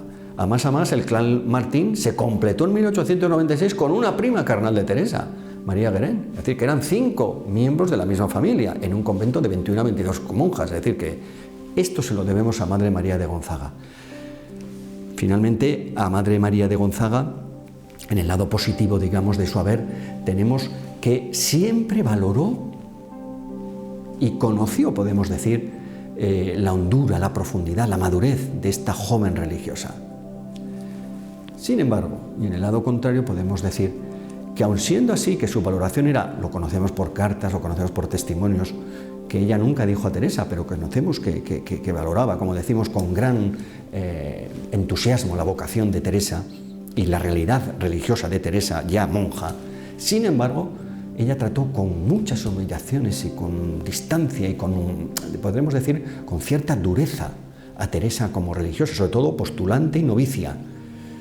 Y esto Teresa lo va a interpretar luego cuando escriba su manuscrito Al Camino en Historia de un alma como algo muy positivo para ella, como una verdadera acción de Dios que la purifica, porque dice, todo el mundo pensará fuera del Carmelo que yo soy el juguetito, la niña pequeña, el juguetito del Carmelo. ¿Qué va? Nada más lejos de la realidad. Y esto hizo como crecer y madurar intensamente a Teresa en su vinculación solo a Jesús.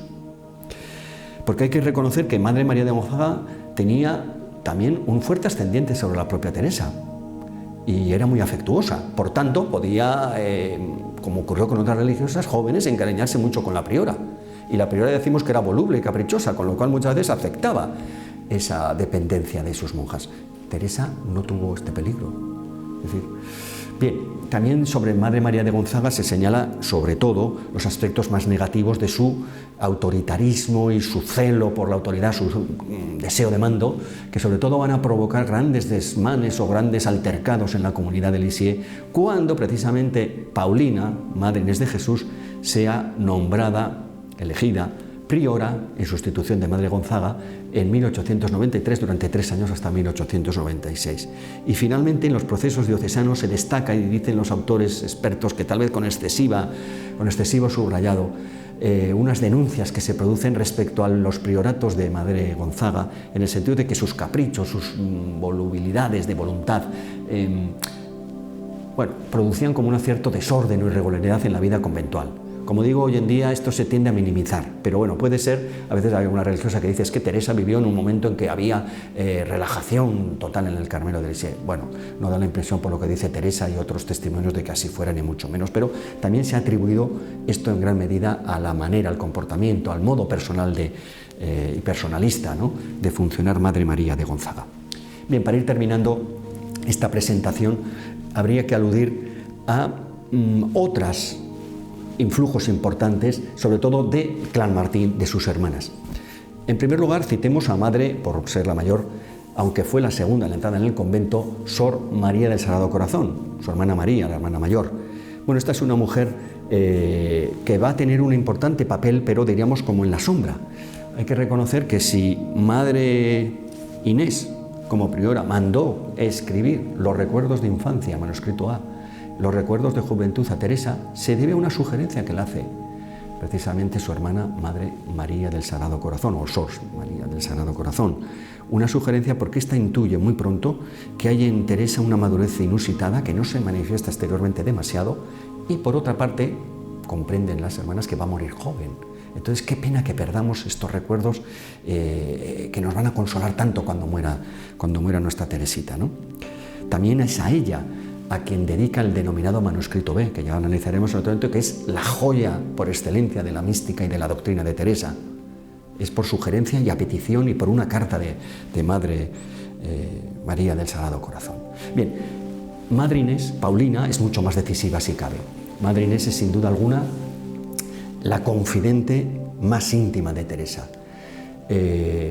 Además, como juega un papel importante de autoridad, es ella la que manda por obediencia que escriba sus recuerdos a Teresita, componiendo así el llamado manuscrito A durante el año 1895.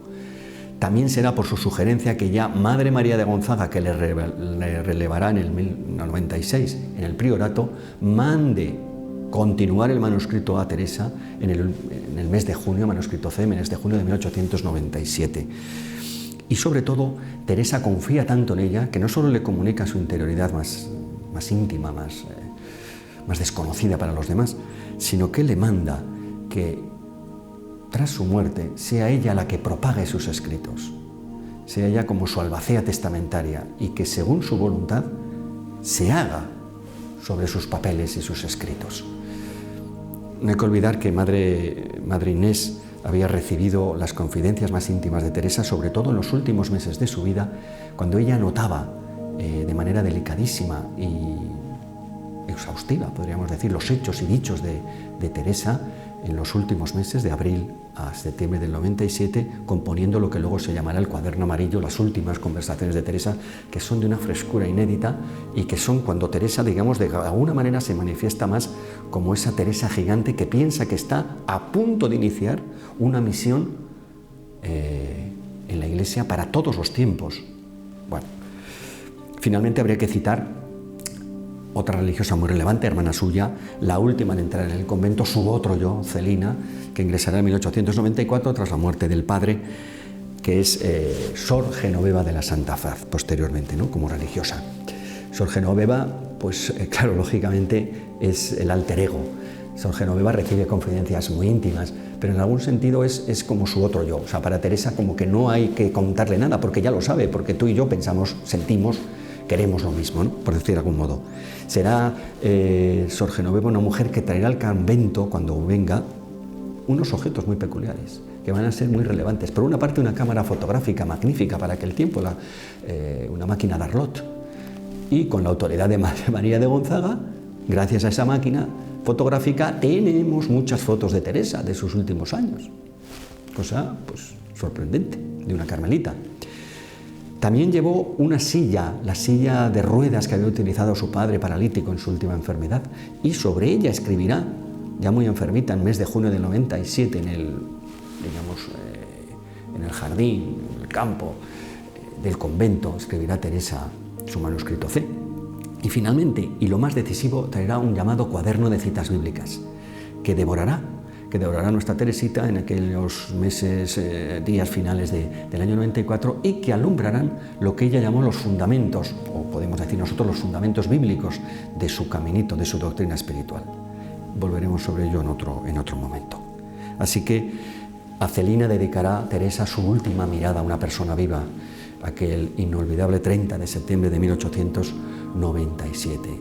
Después de esa mirada a Celina, en angustias horribles de agonía, Teresa mirará brevemente a la Virgen de la Sonrisa, que está enfrente de su cama de agonizante, y finalmente dirigirá la mirada hacia su crucifijo y expirará. Celina recibe la última mirada de Teresa viva. Celina fotografía a Teresa el 1 de octubre, recién fallecida, en un retrato magnífico donde Teresa parece que es una durmiente, una hada magnífica, como si no hubiera sufrido nada en su agonía. Bien, esta es un poco su progresión, diríamos, biográfica exterior de Teresa en el convento. Sobre ella explicaremos en el siguiente vídeo su evolución interior, su vida íntima y la importancia de su doctrina y magisterio para nuestra Iglesia.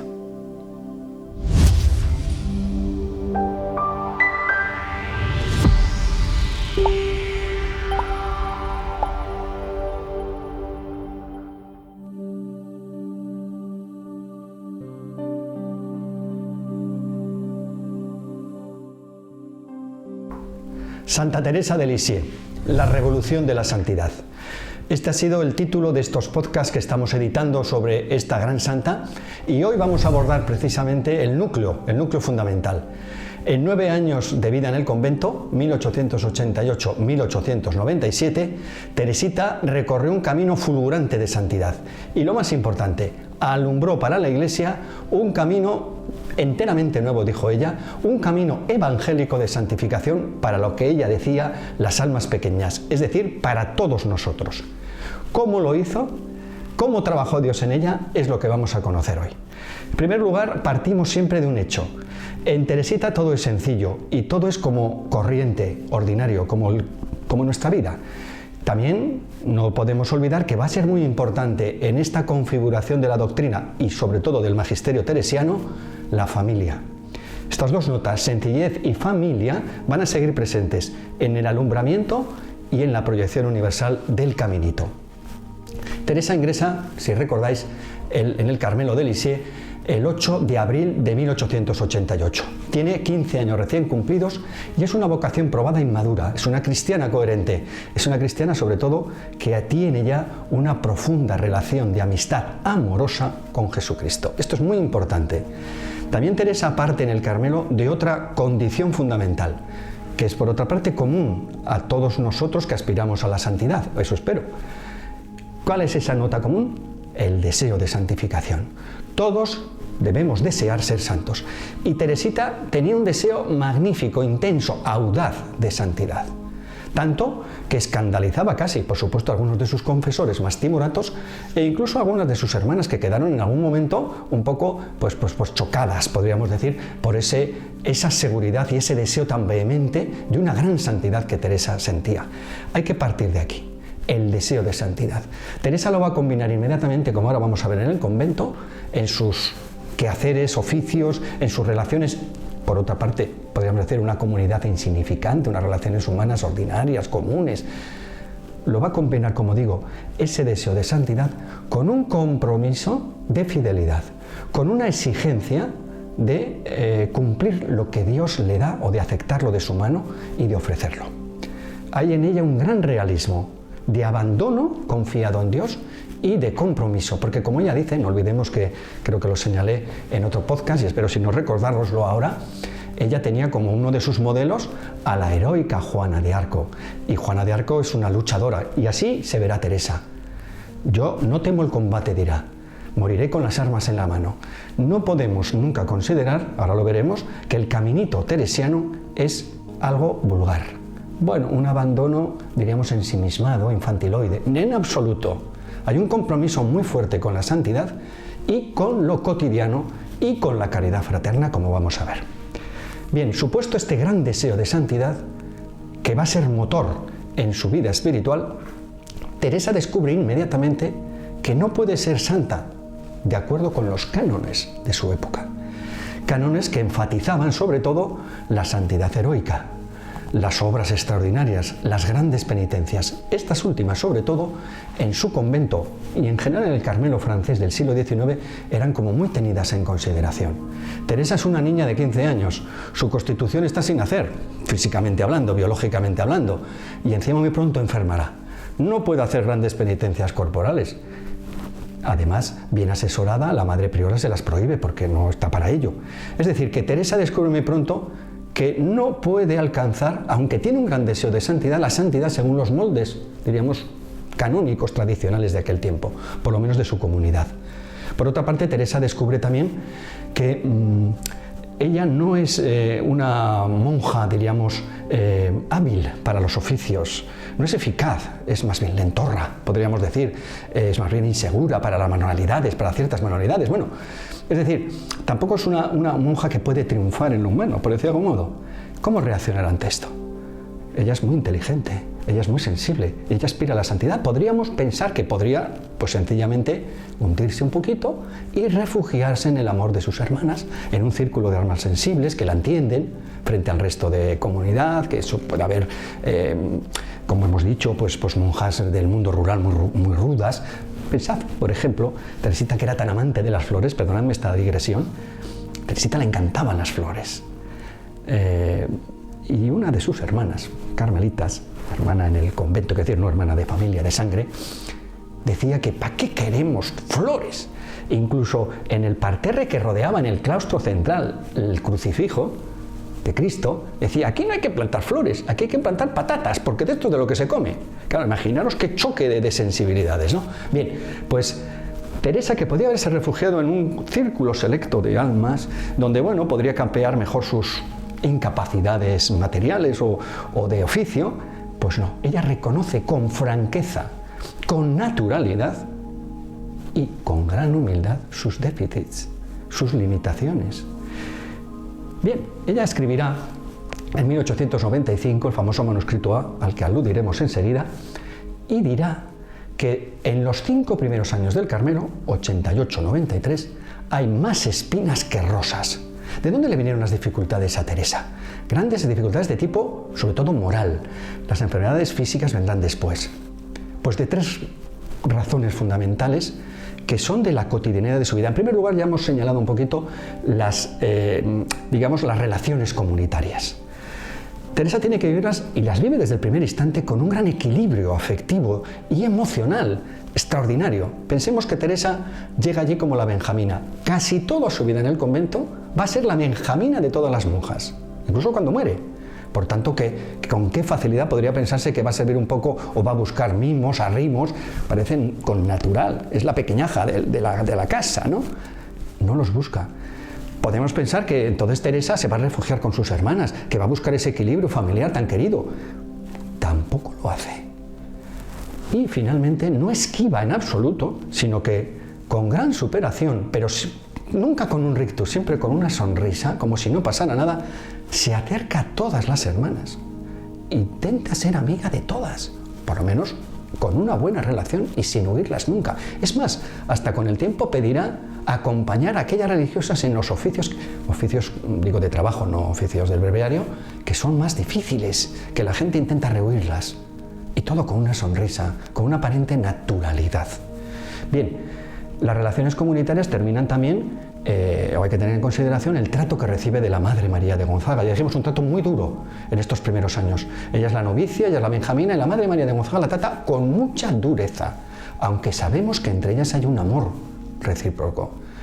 Primera fuente, por tanto, digamos, para esta joven novicia, y profesa, a partir del 1890, profesa ya de votos solemnes, es la vida comunitaria. En segundo lugar, Teresa llega al Carmelo en medio de una gran consolación espiritual que dura años, con un amor afectivo a Jesús impresionante.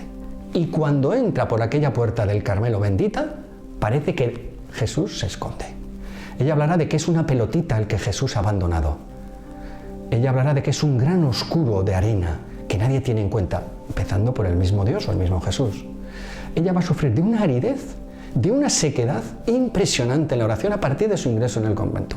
Pensemos que es una niña de 15, 16, 18 años, una jovencita, que de repente se oscurece toda su relación amorosa con Dios. A más, el frío y el sueño va a ser su principal penitencia y le va a llevar a que habitualmente en sus ratos de oración, sus 2 largas horas de oración, sobre todo la matutina, y también que venía seguida de la Eucaristía poco después, y la acción de gracias prolongada, Teresa lo pasa habitualmente dormida. Fijaros qué modelo de carmelita. No es como para pensar un poco, bueno, ¿qué estoy haciendo yo aquí? Teresa tiene una habilidad maravillosa para convertir sus debilidades en fuente de ofrecimiento y de donación a Dios con alegría. No se deprime. Teresa tiene un misterio maravilloso en su vida, que es la capacidad de aceptarse con humildad profunda y de esperarlo todo de ese gran deseo que Dios ha puesto en su corazón, porque ella escribirá: Dios, según su experiencia, a quien le da un gran deseo es porque se lo quiere colmar. Así ha sido su experiencia, dirá. Estoy transcribiendo muy libremente el dicho teresiano, ¿no? Bien, segunda fuente, por tanto, su aridez continua, su profunda desolación espiritual.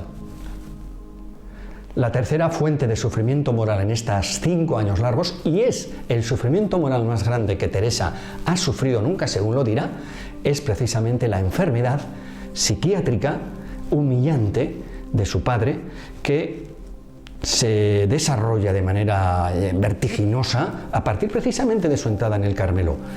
Muchas malas lenguas también en el propio Carmelo, tendrá que escucharlo Teresa y sus hermanas, parece que atribuyen este estallido de la enfermedad a una enfermedad que le obligará al papá, Luis Martín, a estar 3 años ingresado en lo que hoy diríamos un hospital psiquiátrico fuera de Lisieux. Es precisamente la profunda huella, digamos, emocional, la ruptura emocional que ha supuesto para el padre la marcha de su Benjamina, de su reinecita al Carmelo con 15 años. No es así realmente, pero ella lo vive. Ella vive con profundísimo dolor la humillación del padre. ¿Qué padecía el padre? Se sabe hoy en día, una anemia cerebral que va paralizando sus miembros y que va enajenando su voluntad y su capacidad intelectual.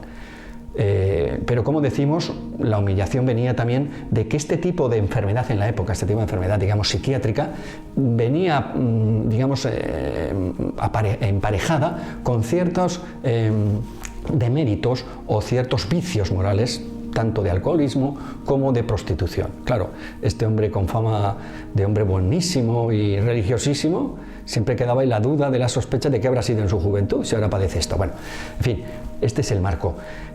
Sobre todo, el ver a su padre, para él el rey, el hombre más, diríamos, más noble de Francia, por decirlo de algún modo, ese hombre idealizado en los ojos y en la mente de Teresa adolescente, verle ahora tan dependiente, tan humillado, tan desposeído de sí y del amor familiar, porque durante 3 años, como decimos, tendrá que estar en el hospital de Caen recluido.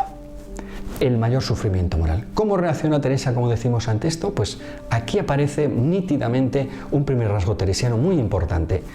Va a ser a partir de la devoción singular a la Santa Faz de Cristo, diríamos en su pasión, que Teresa va a ir como, por decirlo de algún modo, aceptando estas cruces y estas pruebas, como muestra de que a través del oculto, como Cristo en la Santa Faz oculto, su belleza divina, a través de lo pequeño, de lo que nadie ve sino que desprecia, como Cristo despreciado en la cruz, a través del ordinario más pequeño, se puede amar como Jesús. ¿De qué manera? Desinteresadamente, sin que nadie te vea. Es decir, en Teresa surge muy pronto el aprecio por lo pequeño. Ella, que hablará tanto de pequeñez, su primera afirmación sobre lo pequeño es esta: lo pequeño es lo que lo habitual de nuestra vida, pero es lo querido por Jesús, un Jesús humanado, humillado, crucificado, cuya belleza y cuyo amor queda oculto para la mayoría de los hombres y, por supuesto, para los pecadores que le hemos condenado. Por tanto, hacer las pequeñas cosas desinteresadamente, por puro amor de Jesús, vivir en lo oculto, en lo ordinario, en lo pobre, en lo pequeño, es vivir abandonado en Dios. Es una profunda humildad, es el esfuerzo del humilde amor en las cosas ordinarias. Esta es la primera afirmación, digamos, del camino de Teresa, que, como vemos, implica un trabajo, un humilde esfuerzo de amor en lo ordinario. Es el aprecio de lo pequeño en este sentido. Pero Teresa va a seguir avanzando. Teresa no es abandonada por Jesús, aunque esté en la noche del sentido, en la noche de los afectos, en la oscuridad emocional. No. En el año 1891 se produce una entrevista fundamental en la vida de Teresa. Son los ejercicios espirituales que el padre Alejo Prou, un franciscano normando, da a la comunidad. Este hombre tiene fama de que es un hombre de predicaciones en misiones populares, digamos, como experto en la conversión del pueblo. Por tanto, en la comunidad de Lisieux, digamos, no se le acoge con demasiado cariño, por decirlo de algún modo, es decir, pensando que no es el predicador adecuado para estas almas pues más selectas, ¿no? Que no son del pueblo, las carmelitas. Teresa llega a confesarse, porque por regla tiene que confesarse con él en los ejercicios en 2 ocasiones, y la primera vez que llega se siente inmediatamente, por decirlo de algún modo, descubierta en su sensibilidad íntima, en sus ideas más íntimas por este santo capuchino, franciscano capuchino, el padre Alejo Prou. Y va a convertirse en su gran confidente en esos 10 días de ejercicios, y como ella dirá, es Jesús mismo el que se lo puso. ¿Para qué? Para, como le dijo el padre Prou, tienes que navegar a velas desplegadas por los caminos del amor y la confianza. Y ella lo va a hacer, Porque como dice ella misma, en el fondo de su corazón intuía que Dios es más tierno que una madre y vio como confirmada por la autoridad eclesiástica de este sacerdote esa intuición que ella tenía sobre la bondad, sobre el amor de Dios. A partir de entonces va a iniciar ese camino de búsqueda de una santidad a través del amor y la confianza exclusivamente. Ya hemos dicho que ella sabía que las grandes obras de la santidad no eran, digamos, posibles para ella.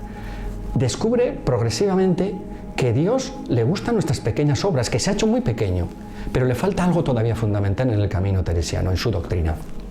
Y es que ella se ve, desde su humildad, pobre moralmente. Es decir, que sus obras son insuficientes, que ninguna obra humana, por muy buena intención que tenga, alcanzará el grado de santidad que Dios realmente exige. Entonces, volvemos a lo de antes, no se hunde. Teresa hay que buscar un camino de amor y de confianza. Y entonces es cuando emerge el concepto simbólico en Teresa del niño. Es la nueva expresión de lo pequeño para Teresa. Si al principio lo pequeño era lo escondido, el amor desinteresado en las cosas ordinarias y no magníficas o extraordinarias, el niño ahora es el símbolo del alma del cristiano que recibe todo gratis. El niño es el pequeño. ¿Y qué tiene el pequeño ante Dios? Pues Dios, que es misericordia, se conmueve ante lo pequeño y lo da todo gratis ante él. Como un padre, pensemos Luis Martín con su reinecita en su casa de Lisieux cuando era una niña, se conmueve y la abraza y la estrecha y va por ella con un cariño inmenso, sin pedir nada a cambio, sin exigir ningún tipo de virtudes. Este descubrimiento, que es el que va a dar nombre a su camino, la infancia espiritual, por cierto, expresión que es de la Madre Inés, no es expresión teresiana en sentido estricto, pero sí recoge este elemento esencial, es el gran descubrimiento de Teresa a partir de sus búsquedas, de sus oraciones, de su intento de alcanzar una santidad que Dios pueda acoger. ¿Cuál es la santidad que Dios acoge? Pues sencillamente al pequeño, al que da todo gratis, al que se deja querer por Dios. ¿De dónde arranca esta intuición sobre el niño, que es esencial en el magisterio teresiano? Pues básicamente podríamos decir de la Escritura, de dos fuentes fundamentales. El Evangelio. El camino de infancia espiritual de Teresa es un camino esencialmente evangélico. Y no solo estamos aquí recordando, lógicamente, las palabras de Jesús, si no os hacéis como niños, el aprecio que tenía a los niños, etc., sino que sobre todo para Teresa el Evangelio es la misma figura de Jesús. ¿Y quién es Jesús en el Evangelio sino aquel que tiene una conciencia de hijo, agradecida, que recibe todo del Padre y que lo devuelve todo por amor al Padre? Esto es básico para Teresa. Y luego, por supuesto, está, a partir de 1894, en el último trimestre de 1894, Celina, que acaba de ingresar al convento, ha portado con ella un cuaderno con citas bíblicas del Antiguo Testamento. Y allí descubre ellas unas citas que le hacen llorar de amor, porque se siente reflejada. Se trata sobre todo de 4 citas, que no voy a describir ahora, pero fundamentalmente de Isaías 40 y Isaías 66, también Proverbios y Sabiduría, que aluden a que Dios acogerá al pequeño y lo llevará sobre sus regazos. Está la célebre frase que todos recordamos: ¿puede una madre, dice Yahvé, Dios en Isaías, ¿puede una madre olvidarse del hijo de sus entrañas? Pues aunque ella se olvidara, yo no me olvido de ti. Bien, estas frases hacen llorar de emoción a Teresa. Estas frases son las que sustentan, diríamos, su intuición sobre el niño. El niño, el pequeño, no es amado por Dios porque está hecho para ser amado. Bien. Pero a partir de aquí se inicia una progresión fulgurante de otros 6 meses, estamos a finales del 94, 6 meses hasta junio de 1895, en que el camino de Teresa alcanza su cumbre. ¿Y cuál es la cumbre del camino de Teresa? Dios es misericordia. Teresa describirá: a mí me ha dado su misericordia infinita. ¿Por qué Dios ama a lo pequeño? Porque le gusta abajarse. Porque el amor de Dios, incluso en la Trinidad, es abajarse, y más en la Encarnación, es donarse hacia abajo. Por eso ningún pecado, ningún pecador, por eso esa confianza audaz de Teresa, que será, lógicamente, el fruto de esta visión de la santidad teresiana, la confianza audaz. Dios está dispuesto a bajar hasta lo más bajo que caiga el hombre. nadie a la tierra, porque su inclinación natural como misericordia es a bajarse. Pero bien, si Dios es misericordia y Dios quiere donarse completamente, llamar completamente al ser humano, Teresa de repente descubre otra cosa fundamental. ¿Cómo vamos a amar a Dios? Pues devolviéndole, en respuesta a este gran amor magnífico, misericordioso, fundante de Dios, devolverle con pequeñas obras nuestro amor, porque a Dios no le importan para nada nuestras grandes obras o nuestras importantes obras, con lo cual pone una X completa aquella concepción de la santidad heroica. Dios lo único que quiere y lo único que necesita es de nuestro amor. Aunque sean las cosas pequeñas, en las cosas duras y difíciles y sufrientes, sí, pero también en las alegrías que Él nos da. Todas cuentan para Dios si se hacen por amor, si se le entregan a Él con nuestro pequeño y humilde amor. Pero hay más, hay todavía más. Teresa descubre que ese corazón, diríamos, ardiente de amor, tiene como que estar reprimido, porque no puede, en muchísimas almas, porque no le conocen o desprecian, no puede volcar ese cariño inmenso de misericordia sobre los hombres. Entonces ella, que está envuelta, como toda la espiritualidad carmelitana francesa de aquel tiempo, en aquella devoción reparacionista, reparar a la justicia de Dios, diríamos, para desviar los castigos sobre los pecadores, yo me ofrezco, era una espiritualidad muy presente en su Carmelo y en el Carmelo francés de aquel tiempo. Ella da una vuelta y dice, pues cuánto más necesitará víctimas el amor inflamado, ardiente, misericordioso de Dios, que está como represado, que angustia al propio Dios porque no puede comunicarse. Y entonces ella decide no solo entregarse como víctima al amor misericordioso, sino que adopta, diríamos, la misión de incorporar a millones de almas pequeñas como ella para que se ofrezcan para consolar a Dios como víctimas, es decir, abran completamente su corazón a que Dios les desborde de amor, de manera que el camino teresiano, que empieza siempre y siempre se mantiene con una gran humildad, que empieza por apreciar lo pequeño y lo oculto como una manera de hacernos como el rostro escondido del crucificado, que luego se consolida esta idea de lo pequeño a través del niño, porque el niño lo recibe siempre todo gratis. Ahora lleva a este pequeño a abrirse completamente al amor misericordioso y hacerse completamente receptáculo de un amor divino, de manera que realmente el amor del niño ya no es una cosa propia, sino es recibir y acoger todo el amor de Dios. ¿Y cómo transmitir ese amor? ¿Cómo hacer circular ese amor de Dios? Pues sencillamente amando como Dios te ha amado. Es decir, a través de la caridad fraterna, que será en 1897 en su último manuscrito, el manuscrito C, diríamos como la expresión más profunda del último pensamiento de Teresa. Según Madrinés, aunque no está escrito así, Teresa decía en esos meses últimos de su vida, la caridad fraterna lo es todo en esta tierra, porque es la manera de comunicar la misericordia que yo recibo y hacer misericordia con los demás. Es hacer circular ese fuego de amor que me inunda. Esa es la manera con la que ama al pequeño, no con su propio amor, sino con el amor de Dios. Claro, es que cumbre mística, pero para Teresita piensa que esta es una santidad para todos los pequeños del mundo. Ella dirá a su hermana, tienes que publicar lo que yo escriba. Ahora vamos a entrar en el magisterio teresiano y cómo llega a nosotros. Y siéntete libre para publicar, pero que sepas que esto vendrá muy bien a muchas almas, será de gusto de muchas almas pequeñas. Solo no será, diríamos, apreciado por los que vayan por caminos extraordinarios. Ella rápidamente se siente, en el último año de su vida, consciente de que lo que ella está escribiendo o diciendo se va a publicar y que Dios quiere, a través de su mensaje, abrir un camino nuevo para todas las almas pequeñas. Magnífico, ¿no? ¿Nos parece? Una doctrina magnífica la de Teresa. Vamos ahora a enfocar un poquito más brevemente, su magisterio. El magisterio de Teresa, como su doctrina, como su vida, nace en la vida ordinaria del convento y se expresa por tres cauces. Por supuesto no es un magisterio teológico, no es un magisterio académico, es el magisterio en la vida ordinaria y a través de, diríamos, descubrir y animar a sus hermanas me refiero no a sus hermanas de sangre, las hermanas carmelitas y a otras personas de fuera del convento, animarlas a seguir esto que ella vive con tanta intensidad y que siente que es una misión a transmitir. Tres cauces decíamos. En primer lugar, las novicias. En segundo lugar, sus llamados hermanos espirituales, que veremos quiénes son. Y por último, tendremos sus manuscritos propiamente dichos, sus escritos. En cuanto a las novicias, ella desde 1893 y hasta 1897, abril, es como auxiliar de las novicias. Y esto le permite aquilatar, le permite desarrollar con intuiciones certerísimas, muy personalizadas, este camino de santidad.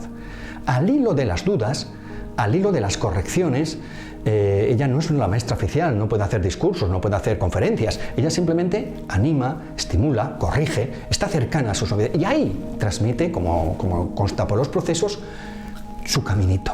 Sobre todo es fundamental la relación que va a tener con una de las, no puedo desarrollarla más, hay que decirla, la relación que tendrá con una religiosa, Sor María de la Trinidad, que depondrá en los procesos y que será fundamental, con la que tendrán una amistad muy grande.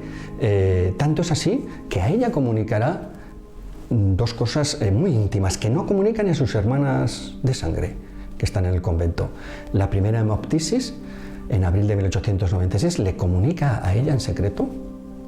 Es el comienzo de su pasión y su agonía de la tuberculosis, y también la gran prueba de la fe, a la que no nos hemos referido, y quiero decir dos palabras.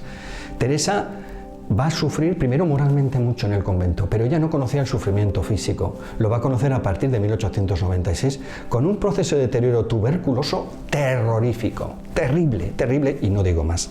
Sufrimiento físico terrible que llevará a su agonía de 2 días, 29-30 de septiembre de 1897. Junto a este sufrimiento físico, Teresa, inmediatamente que empezó el sufrimiento de la tuberculosis, le sobreviene ya una noche de la fe terrible.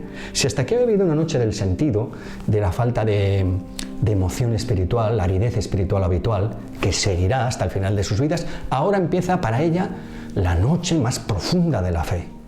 Diríamos que ella, desde la convicción absoluta, pero completamente desnuda, del amor misericordioso de Dios, es capaz de convertir todas sus dudas terribles, que solo comunica realmente a esta hermana novicia, como decimos, Sor María de la Trinidad, que ya, bueno, en este momento ya no es novicia, ya es profesa, es su amiga, y le comunica lo que está sintiendo y viviendo. Y ella se extraña y dice, ¿pero cómo? Si tú haces unas poesías, si tú haces unas recreaciones piadosas, si tú escribes unos textos maravillosos. Y dice, yo canto lo que quiero creer, no lo que siento. Entonces, está viviendo una noche profunda del sentido, pero se mantiene en paz y alegría, dirá, a pesar de esta noche profunda de la fe, y además la convierte, por eso patrona de los misioneros, entre otras cosas, porque la convierte en un motivo de solidaridad, dice ella, esta noche de la fe, con los increyentes, con los ateos, de expiación por todos los hermanos del mundo que no tienen el don de la fe. Es una cosa magistral. Bien, pues el magisterio tiene a las novicias, en primer lugar, el magisterio teresiano, tiene a sus hermanos espirituales. Son 2 sacerdotes que son la priora, concede a Teresita que un conocimiento, un carteo, con 2 religiosos, misioneros, con los que va a cartearse y con los que va a tener una influencia espiritual. Son Mauricio Bellier, que es en primer lugar es un seminarista, con muchas dudas, con mucha complejidad psicológica. Finalmente entrará en los Padres Blancos y durante 3 años estará ya muerta Teresa, estará de misionero en Malawi, luego regresará a Francia y morirá en 1907. A este hombre, complejo psicológicamente, con baja autoestima, con muchas dudas sobre su comportamiento, con una influencia perversa en su conciencia del jansenismo, de la dureza de Dios, tiene cierto miedo a Dios, a no serle fiel, a no ser capaz de estar a la altura de lo que Dios pide, pues va a tener un magisterio magnífico en 11 cartas que enviará a este buen Mauricio Bellier. El otro hermano espiritual es otro misionero, es un poquito mayor, es el padre Adolfo Roulin, es un sacerdote diocesano que pertenece a las misiones extranjeras de París y que marchará y será misionero durante una serie de años en Sichuan, en China. Este hombre morirá mucho después y podrá testificar en los procesos, recibirá 6 cartas de Teresa y conversará, nada más hacerse sacerdote y antes de marchar a China, podrá tener la oportunidad de conversar en el locutorio con Teresa, en 1896. Bueno, El tercer, diríamos, y más importante para nosotros, cauce del magisterio de Teresa son los manuscritos, que han dado origen a lo que hoy conocemos como Historia de un alma. Son 3 manuscritos, no tengo tiempo para describirlos ahora. La joya espiritual, la joya literaria y mística de los 3 manuscritos es el llamado manuscrito B, donde se encuentra esa célebre expresión de mi vocación es el amor, por todos conocida. Es un texto brevísimo que consta de 2 cartas, en realidad no es un manuscrito al hilo o al uso, sino que es, bueno, llamamos manuscrito porque está hecho a la vez en un contexto concreto y a petición de su hermana María del Sagrado Corazón. Son 2 cartas dirigidas a esta hermana, carmelita y hermana de sangre, y 4 páginas en las que ella sintetiza su camino y muestra cuál ha sido su concepción de la santidad, en donde dice que yo quisiera ser mártir, yo quisiera ser todas las vocaciones, pero eso no es nada si no hay amor. Y por eso mi vocación es el amor. Bueno, es la joya, una de las joyas de la espiritualidad católica de todos los tiempos. Bien, estos 3 manuscritos, el A compuesto en 1895, el B en 10 días de 1896 y en un mes el manuscrito C en 1897, se agavillaron, se reunieron por obra, diríamos, de la Madre Inés, con permiso, por decir de algún modo, de Teresa, que le había dicho que publicara sus escritos, que iban a hacer mucho bien, y que se sintiera libre para hacer con ellos lo que quisiera, pero que los publicara. Pues van a conformar lo que hoy llamamos Historia de un alma, que realmente es una construcción, digamos, de Madre Inés, entre comillas. Ella cumplió al pie de la letra lo que su hermana le había dicho, porque realmente corrigió, suprimió, clasificó. Bueno, entre lo que escribió realmente Teresa y cómo se publicó en su primera edición Historia de un alma, se han descubierto 7000 variantes. No quiere decir que Historia de un alma sea un invento de Madre Inés, ni mucho menos, pero bueno, hay mucha labor, digamos, de Madre Inés. Bien. En solo un año se publicó Historia de un alma, en el 97 muere Teresa, en octubre del 98 se publica la primera edición y en 8 meses se ha agotado. A partir de ahí y hasta 1955, 46 ediciones francesas. Múltiples traducciones a todos los idiomas del mundo. Ya en 1911 o 12 se traduce al japonés, por decir simplemente la universalidad. Por supuesto el inglés, el alemán, el italiano, el español, en fin, eso es evidente que antes. Pero bueno, es una proyección universal la de este escrito.